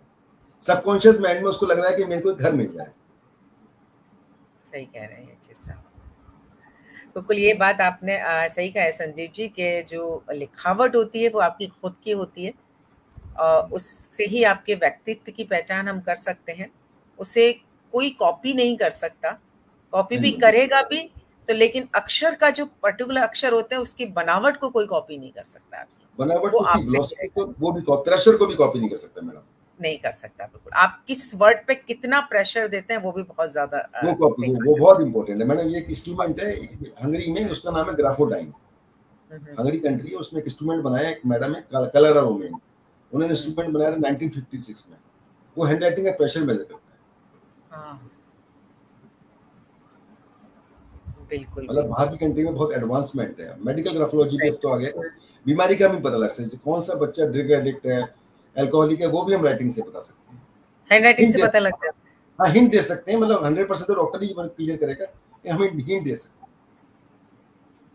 अच्छा अच्छा, मतलब उसके शब्द प्रॉपर नहीं आएंगे कहीं ना कहीं। हाँ, शब्द प्रॉपर नहीं रहेंगे, प्रेशर अनइवन होगा, राइटिंग हाँ, किसी टेंगल्ड होगी, आपस में मिक्स होगी, वो पता और लगेगा। बहुत सारे फैक्टर। तो सही कहते हैं कि आपकी जो लिखावट आपके व्यक्तित्व का आईना ही है, इसलिए जब भी आप लिखें थोड़ा सा सोच समझ के लिखिएगा। और संदीप जी के पास अगर कभी पहुंच गए तो अपनी राइटिंग का थोड़ा सा ध्यान रखिएगा आप, क्योंकि वो बिल्कुल आपके एक अक्षर से भी वो पहचान जाएंगे संदीप जी कि आपका व्यक्तित्व कैसा है। संदीप जी भी हमारे पास थोड़ा सा टाइम है, मैं ये तो आप इसके बारे में अगर कोई टिप्स रह गए हो वो आप अगर देना चाहें हमारे दर्शकों को तो प्लीज वो दे दीजिएगा। फिर मैं आपसे थोड़ा सा बॉडी लैंग्वेज के बारे में जरूर बात करना चाहूंगी, वो इसलिए करना चाहूंगी क्योंकि आज के समय में हर युवा, हमारा युवा क्या हम सभी आपस में भी इंटरव्यू के लिए जाते हैं जहां पर कि बॉडी लैंग्वेज आपकी बहुत काम आती है। दूसरा चीज, जब हम किसी से बात करते हैं वहां आपकी बॉडी लैंग्वेज, आप नेगेटिव है पॉजिटिव है, बहुत कुछ वो दर्शा के चली जाती है। तो ये चीज हमारे लिए बहुत ज्यादा जरूरी है। लेकिन उससे पहले मैं चाहूंगी अगर इसमें हमारा कुछ पॉइंट अगर छूट गया हो तो आप प्लीज पहले वो कवर कर दें, फिर मैं बॉडी लैंग्वेज की बात करना चाहेंगे आपसे। मैडम एक तो मैं अपने बच्चों को ये स्पेशली एडवाइस करूंगा कि जो लेटर्स की जोन्स हैं, जैसे इंग्लिश की हैंडराइटिंग में 3 जोन्स होते हैं, अपर जोन, मिडिल जोन और लोअर जोन। तो कुछ लेटर क्या होते हैं अपर जोन को, जैसे बी डी एफ एच के एल टी, और मिडिल जोन में होते हैं 30 लेटर्स, ए सी ई एम एन ओ, यदि आप काउंट करें तो 30 लेटर्स होते हैं। और लोअर जोन में होता है जी जी वाई पी क्यू, ये सारे के सारे जेड, ये सारे लोअर जोन। तो बच्चों को जोन्स का पहला आइडिया होना चाहिए। यदि आप जोन्स को नहीं कर पाते तो राइटिंग आपकी खराब। जैसे मान लीजिए बच्चा एन बना रहा है, एच बना रहा है, और उसने वो लेटर है आपका अपर जोन वाला, वो अपर जोन को टच करेगा। एच का जो है, मैं स्मॉल लेटर्स की बात कर रहा हूँ, तो यदि आपने एच का जो ऊपर का स्टैम्प, जिसको हम स्टैम्प बोलते हैं राइटिंग में, वो कम बनाया तो वो लेटर कैसे लगेगा, एन जैसा लगेगा। बिल्कुल। ए को आपने ओपन छोड़ दिया ऊपर से टॉप से, वो कैसा लगेगा, यू जैसा। तो सबसे पहले तो बच्चों को जोन्स का आइडिया होना चाहिए। जब छोटा बच्चा लिख रहा है तो 4 लाइन की कॉपी पे, तो उसको जोन्स का पूरा आइडिया होना, और कैसे ज्वाइन करना है। जैसे कुछ लेटर इंग्लिश की हैंड राइटिंग में, यदि आपको राइटिंग अच्छा करना है तो कुछ लेटर इंग्लिश में बेसिकली बेस लाइन से असेंडर तक जाते हैं। जैसे फॉर एग्जांपल, आपको मैं एग्जांपल देता हूँ कि मान लीजिए आपको यू को एल के साथ ज्वाइन करना है, तो वो यू है बेस लाइन पे रेस्ट कर रहा है, letter U, small letter U, और आपको एल से ज्वाइन कर रहा है तो उसका असेंडर है। कुछ letter top to top join, जैसे डब्ल्यू को आपको ओ के साथ ज्वाइन करना है तो वो टॉप टू टॉप ज्वाइन है। तो आपको ज्वाइनिंग के बारे में पूरा आइडिया होना चाहिए। और तीसरा आपकी इंपॉर्टेंट क्या है कि आपको पता होना चाहिए कि मैं लेफ्ट हैंडेड हूँ या राइट हैंडेड हूँ।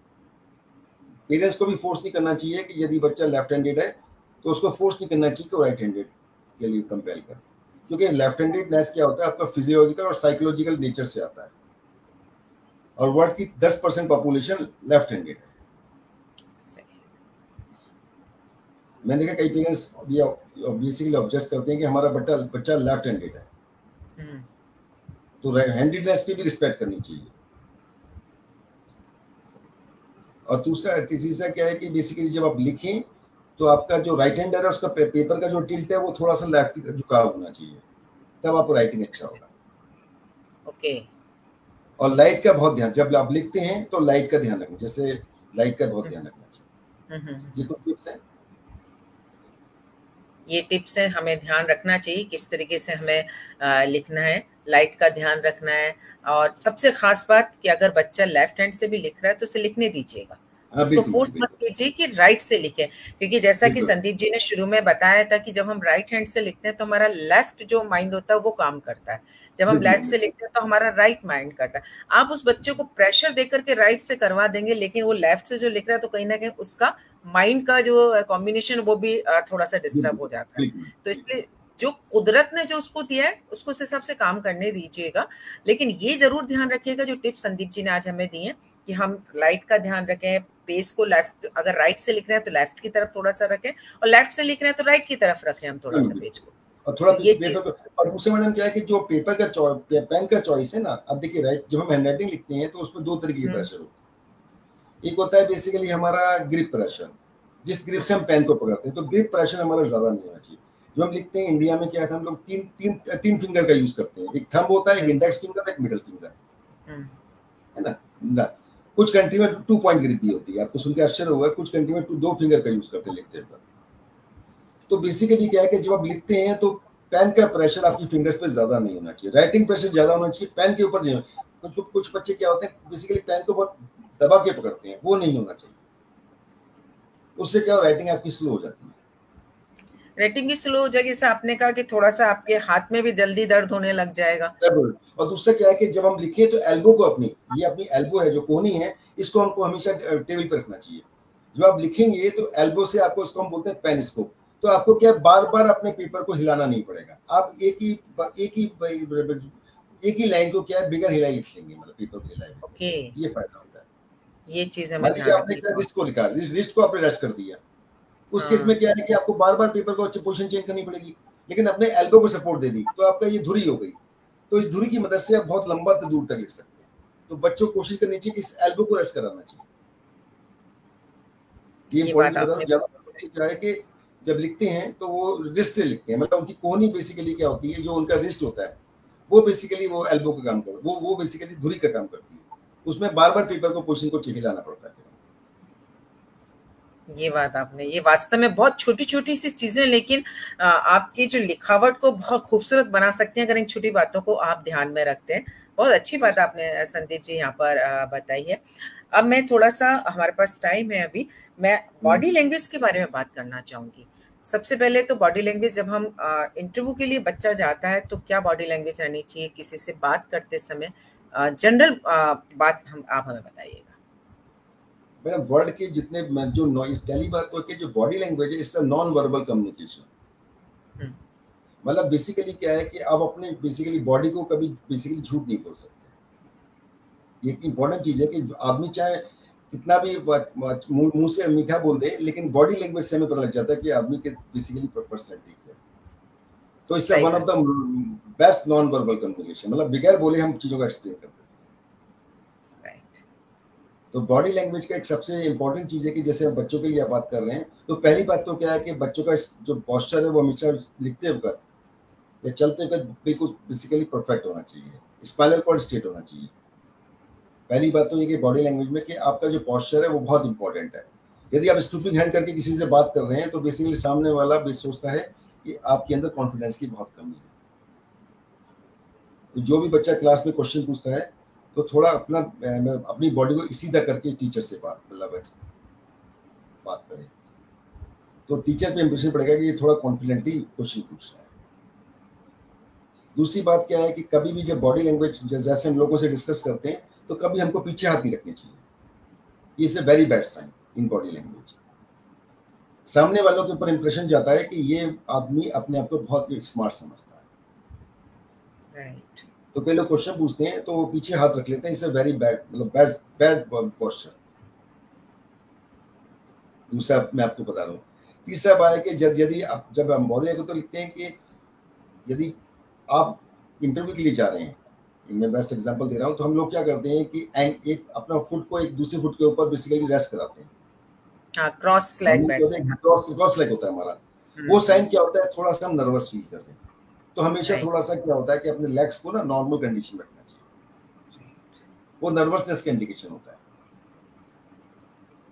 नेल बाइटिंग नर्वसनेस का इंडिकेशन होता है। जैसे अब कुछ बच्चे नेल बाइटिंग करते हैं तो वो नर्वसनेस का इंडिकेशन है, वो अवॉइड करना चाहिए। दूसरा, यदि आप बेसिकली इंटरव्यू के लिए जा रहे हैं तो सबसे इम्पोर्टेंट चीज़ है कि आप सामने वाले को जज कर सकते हैं कि वो बेसिकली आप में कितना इंटरेस्टेड है। यदि आपसे वो बात कर रहा है कोई आदमी इन फ्रंट ऑफ यू और वो पेपर वेट को मूव कर रहा है या पेन को मूव कर रहा है या बेसिकली अपने कपड़े को टच कर रहा है बार-बार, तो वो आपसे बिल्कुल एग्री नहीं करता। चाहे वो यस भी बोले तब भी इंटरनली वो आपसे एग्री नहीं करेगा। ये खास पार्ट है बॉडी लैंग्वेज। तो यदि आप किसी से बात कर रहे हैं तो आप जज कर सकते हैं कि वो आपसे कितना एग्री कर रहा है।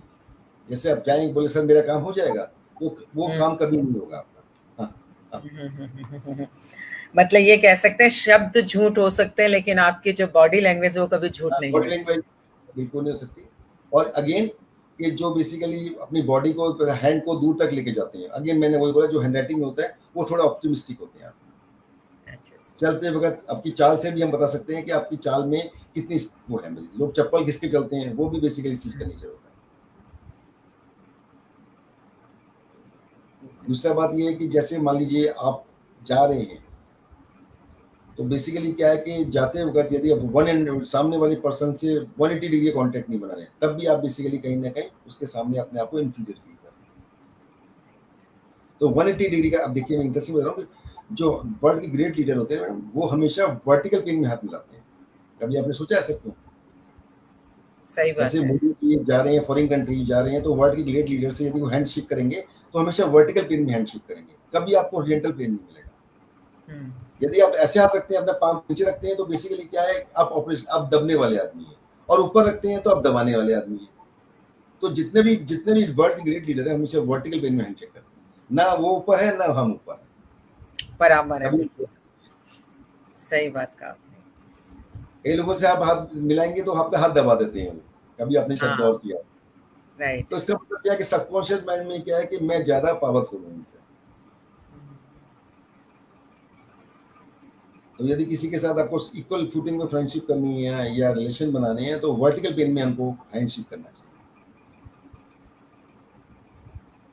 बिल्कुल। और इम्पोर्टेंट चीज है कि बेसिकली जब यदि आप बेसिकली किसी आप फर्स्ट अननोन आदमी से मिलते हैं तो बेसिकली क्या है कि गुड लिसनर बनिए। पहले उसको अपनी बात कहने दीजिए, फिर उसके बाद अपनी बात करिए। ये दूसरा पार्ट है बॉडी लैंग्वेज का, ये भी इम्पोर्टेंट पार्ट है। You should be good listener. यदि आप अच्छे लिसनर नहीं बन सकते तो फिर बेसिकली आप वो आपके साथ बेसिकली डिस्कशन में इंटरेस्ट लूज कर जाएगा। वो कहते भी नहीं कि अगर अच्छे श्रोता नहीं है तो अच्छे वक्ता भी नहीं बन सकते आप फिर। बिल्कुल बिल्कुल, क्योंकि सुनेंगे तभी आप बोलेंगे। हाँ जी। और जब किसी से बात कर रहे हैं तो नोज रब, आईज रब, ये सब कभी नहीं करना। ये बेसिकली झूठ बोलने के इंडिकेशन होते हैं बॉडी लैंग्वेज। जैसे कोई बच्चा आपसे घर में, आपका कोई छोटा बेबी है, बच्चा है, यदि आप उससे पूछते हैं कि बेटा ये चॉकलेट आपने खाई कि नहीं खाई, यदि वो ईयर रब कर रहा है, ये नोज रब कर रहा है या बेसिकली आईज रब कर रहा है, उसका वो चॉकलेट खा चुका है। ये बॉडी लैंग्वेज का मैं आपको करता हूँ। नहीं सही कहा है आपने। तो बेसिकली सबकॉन्शियस माइंड में क्या होता है कि दूसरी तरीके से मैं इसको ना सबको इस चीज को ना दूर करने की कोशिश करता है, क्योंकि आपका अवचेतन मन जानता है कि आप झूठ बोल रहे हैं। चेतन मन से आप बेसिकली क्या है कि आप जो मर्जी बोल सकते हैं, लेकिन अवचेतन मन जानता है, जो पॉलीग्राफ है जिससे बहुत सारे लोग पकड़े जाते हैं, जिसमें जब हम झूठ बोलते हैं तो हमारा हार्ट बीट बढ़ जाता है, पसीना आने लग जाता है, हमको ब्लड का सर्कुलेशन बढ़ जाता है। तो जो पॉलीग्राफ है, जो लाइट डिटेक्टर मशीन है, उसका प्रिंसिपल भी यही है। अब उसको आप बेसिकली आप चेतन मन को धोखा नहीं दे सकते। चेतन मन से आप जो मर्जी बोल दीजिए। कहते हैं ना, आप सबसे झूठ बोल सकते हैं लेकिन खुद से कभी झूठ नहीं बोल सकते। खुद को तो पता ही है ना कि क्या सच है, तो वो कहीं ना कहीं आपके अंदर चलता है। पर्सनैलिटी आदमी की, वही मैंने बताया ना कि हर आदमी को पता है कि मेरी 3 एस्पेक्ट है पर्सनैलिटी के। लोग मेरे बारे में क्या सोचते हैं, मैं क्या प्रोजेक्ट करता हूँ और मैं एक्चुअल में क्या हूँ। आप ये शो करें कि मैं, आप कुछ पेरेंट्स होते हैं कहते हैं हमारा बच्चा बड़ा इंटेलिजेंट है, बड़ा इंटेलिजेंट, तो कई लोग मिलते हैं, लेकिन यदि मान लीजिए टीचर एक्सेप्ट नहीं करता है तो क्या हम बोल सकते हैं मेरा बच्चा इंटेलिजेंट है? सही कह रहे हैं आप। अल्टीमेटली जो थर्ड पार्टी है उसे जज करने का जज होना चाहिए। बिल्कुल, ये बात बिल्कुल आपने सही कहा कि सही जजमेंट वही दे सकता है जो बिल्कुल न्यूट्रल रहे, और थर्ड पार्टी, क्योंकि आप तो अपने बच्चे के प्रति थोड़ा, हाँ बिल्कुल, आप तो अपने बच्चे के प्रति थोड़ा सा सॉफ्ट कॉर्नर आपका रहेगा ही। और कहते हैं ना, माँ बाप के लिए तो हर बच्चा बहुत होशियार और इंटेलिजेंट होता है, सारी चीजें होती हैं, लेकिन बिल्कुल। सही चीज हमारा टीचर हमें बता सकता है, क्योंकि वो कभी उनका बुरा भी नहीं चाहेगा। सारी चीजें बहुत अच्छी हर से बच्चे बड़ा यूनिक होता है और उसकी यूनिकनेस की रिस्पेक्ट भी करनी चाहिए। हर बच्चे में राइट, कुछ ना कुछ नेचर होता है। बिल्कुल बिल्कुल। कहते हैं ना, भगवान ने हर बच्चे को इस पृथ्वी पर भेजा है तो कुछ ना कुछ हुनर दे के भेजा है, कुछ बिल्कुल, ना कुछ खासियत दे के भेजा है, बस उसको पहचानना है, उसकी कद्र करनी है और उसके हिसाब से अपने बच्चे को आगे बढ़ने देना है। बिल्कुल। ये बात आपने बहुत अच्छी कहा कि हर बच्चा अपने में यूनिक है, बस मतलब आवश्यकता हो बच्चे जाती है की उसको इंडिविजुअलिटी पहचानने की की। रिस्पेक्ट करनी चाहिए उनको। राइट, बिल्कुल बिल्कुल आप सही कह रहे हैं कि उसकी करना चाहिए। और दूसरी चीज सबसे बड़ी बात ये हो जाती है संदीप जी, कि अगर आप बच्चे के अंदर जो हुनर है, जो बच्चा जानता है, उसको साथ में लेकर अगर आप चलते हैं तो बच्चा अपना 100% देता है। लेकिन जहां बिल्कुल। भी आप अपनी बात को थोड़ा सा उसके ऊपर थोपने लग जाते हैं तो कहीं ना कहीं वो बच्चा भी पीछे हटने लग जाता है, वो सारी चीजें हो जाती हैं। मैडम यही मैं बहुत। बताऊँगा, जैसे आपके कोटा में जैसे बहुत सारे केस होते हैं कि पेरेंट्स भेज देते हाँ, हैं पढ़ने के लिए। पोटेंशियल नहीं होता तो बच्चे फ्रस्ट्रेटेड हो जाते हैं। तो पेरेंट्स का मेरा रिक्वेस्ट भी है कि बच्चों को फोर्स नहीं करना चाहिए। यदि आपके अंदर पोटेंशियल नहीं है तो आप दूसरी फील्ड में बच्चों को भेजिए। हर बच्चा ज़रूरी नहीं कि इंजीनियर, डॉक्टर ही बने, और बहुत सारी फील्ड्स हैं लाइफ में। बहुत सारे हैं। और मैं बच्चों से भी एक बात यहाँ कहना चाहे, कहते हैं ना कि भगवान अगर एक दरवाजा बंद करता है ना तो 100 दरवाजे खोल देता है। बिल्कुल, लेकिन होता यह है कि हमारे यहाँ ध्यान जो दरवाजा बंद हुआ है उसी की तरफ रहता है, जो बिल्कुल, दरवाजे बिल्कुल। खुले हुए उस तरफ हमारा ध्यान नहीं दे पाता।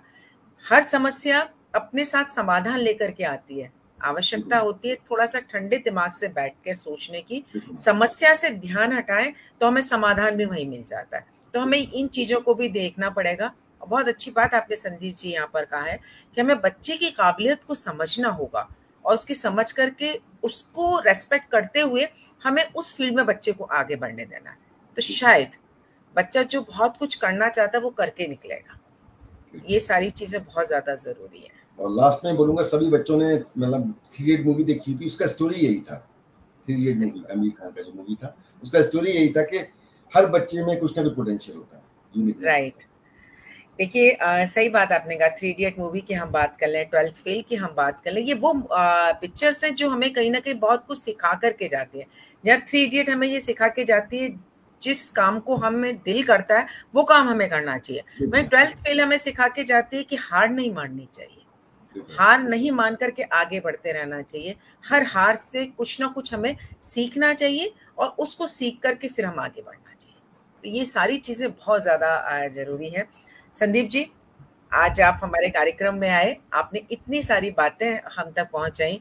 चाहे हमारे आज आपने याददाश्त की, आपने बात की। सबसे ज्यादा प्रॉब्लम होती है, हर उम्र के लोगों को होती है कि भूलने की बीमारी, लेकिन आपने बताया किस तरीके से हम अपनी इस भूलने की बीमारी को दूर कर सकते हैं और अपनी याददाश्त को बिल्कुल तरोताजा बना सकते हैं।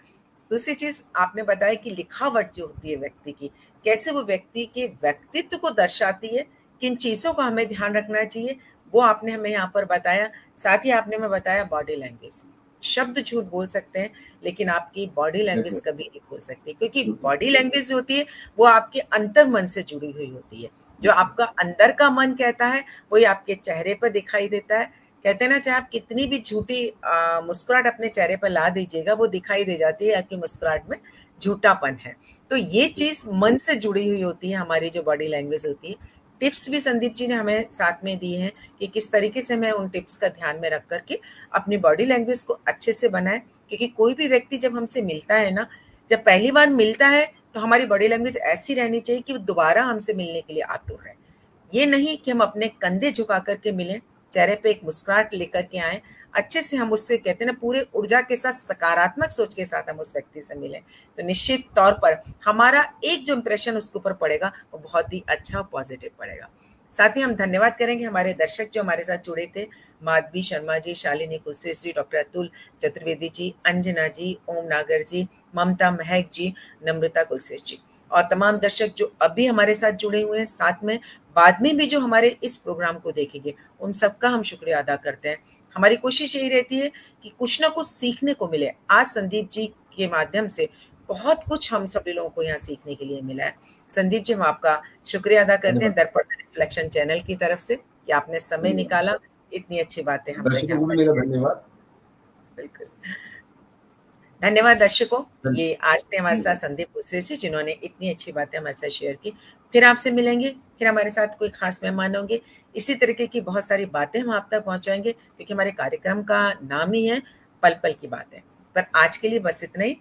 शुक्रिया। शुभ रात्रि।